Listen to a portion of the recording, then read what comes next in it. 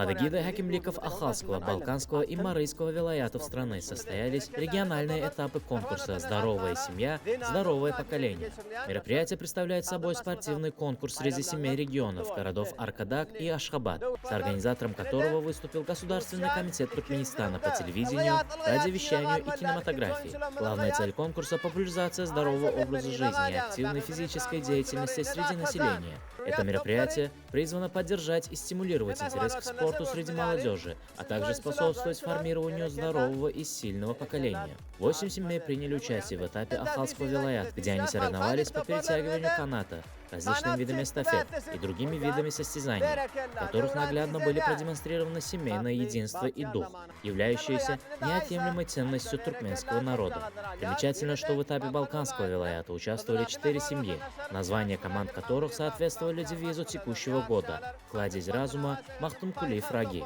Они также состязались между собой в различных условиях конкурса, который выявил сильнейшую семью в лице команды Пяхим. В этапе Марийского вилаята особо ощущалась семейная гармония и единство. В нем приняли участие 10 семей из разных городов и этрапов региона. Победителем вилаятского этапа конкурса стала команда «Семья» с названием «Балтия», которая смогла отличиться по многим дисциплинам конкурса и с большим отрывом обогнать по очкам своих оппонентов. Всем победителям и участникам были вручены ценные подарки от имени соответствующих хакимликов.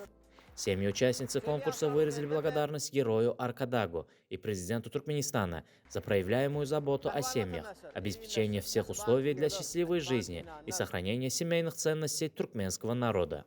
Другие вилаяты также проведут свои этапы, а финальным будет тур города Ашхабад, который запланирован на 6 марта. Организаторы уверены, что участники конкурса продемонстрируют не только свои спортивные навыки, но и проявят силу, выносливость и дух соперничества. Конкурс «Здоровая семья. Здоровое поколение» становится не только праздником спорта, но и важным шагом в сторону формирования здорового общества и будущего нации.